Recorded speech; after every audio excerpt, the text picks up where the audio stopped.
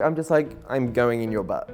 What do you expect to happen? What do you think's in there? If it's a little bit mucky, one of us just has to go and wash off, or both of us. My name is Mickey Taylor. I am a porn hoe, I guess, for 8 years now, long time. I'm also a musician, and I'm also an animator, so yeah. I think what made me want to start the account was I saw the shift kind of happening, because at first I was totally against it. Because I've been a director, I've written porn, I've produced it, I've been in them. So for me it was like, going into OnlyFans, I felt like it was kind of like a betrayal to the 5 years I put into porn. And I was just like, oh, I'm really against this kind of medium, it could kill the studios. But then after about a year or two of it like being around, I could see that the studios were still around, award shows were getting bigger, studios were making bigger, flashier scenes, and I knew it was kind of safe. And a lot of OnlyFans creators were going into studio work, and it was kind of flipping over. And that's when I kind of was like, this is the time where I can kind of like check it out for myself, and I'm bloody glad I did.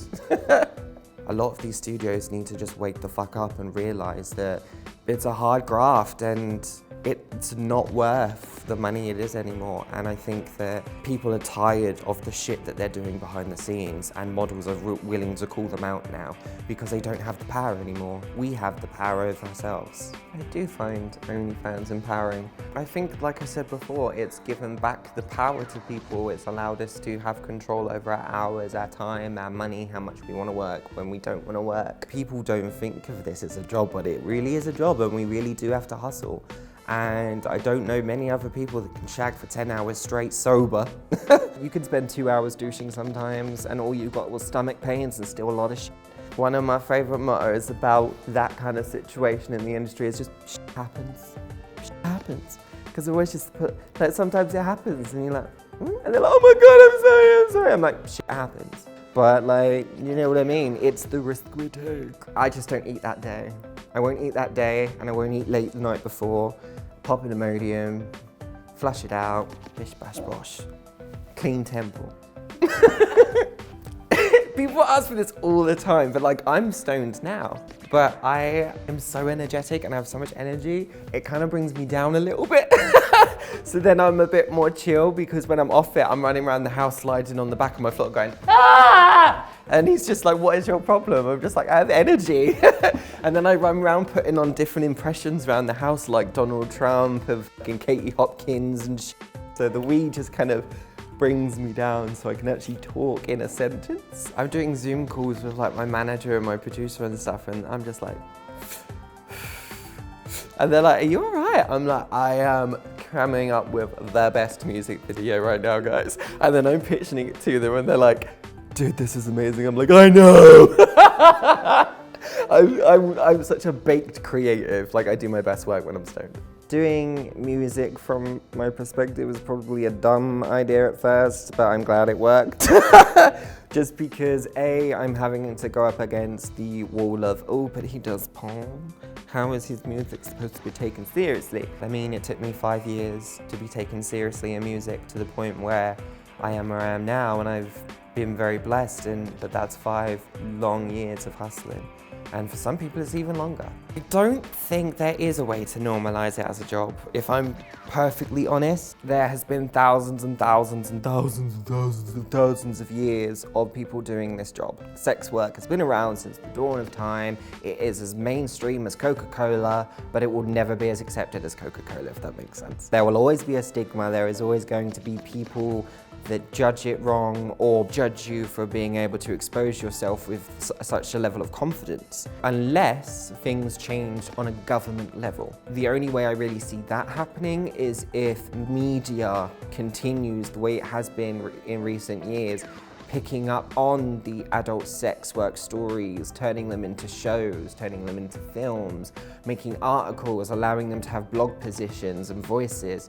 I think that is what makes the change, because with anything, once you start putting it in the media and having it everywhere, it becomes a trending topic, it becomes a moment of discussion, and things become more accepted within that moment.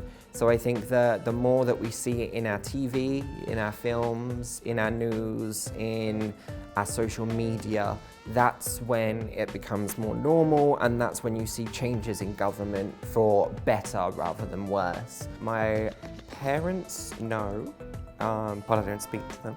Not because of this, like my mum used to be. My mummager, she used to actually work for me, so she's totally aware of it. And my partner knows and does it. All of my friends either used to do it or still do it. So I've always been in a very comfortable environment in which, like, I've always felt accepted. Yeah, I don't really get embarrassed by anything I do. I'm very honest, I'm very open. I mean, at this point, I've done it 8 years, it's very hard to hide. So for me, yeah, I'm just open. They're like, what do you do? I'm like, oh, I do music and suck dick. They're like, oh my God. I'm like, yeah.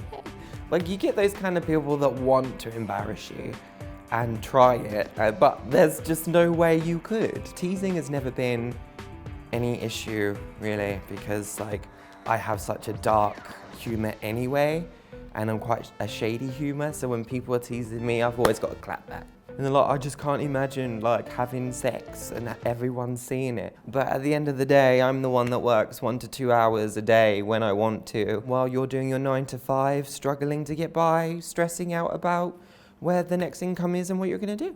So you can tease and jab and jive all you want, but I'm living the life I've wanted to, and you're the one still trying to get there. I would not recommend it to anyone. When people do come in and then message me asking for help, I'm the first one to do it. I'm there. Because I've gone through the bad, I've gone through the good, and I've gone through the great. I like to be able to take that knowledge and make sure that these newbies and these young'uns that are coming in are safe, well taken care of, and kind of steer them away from some of the more dangerous sites or the more risky ones that could mess them about. Just as like a random example, like you can go onto a fisting website and that video will only be 20 minutes long. Then you have people that could go into trying fisting for the first time thinking that you just jive it in and it's gonna go in, whereas most people know who do fisting, it can take 45 minutes to an hour just to warm up to get ready to go in, like all the way.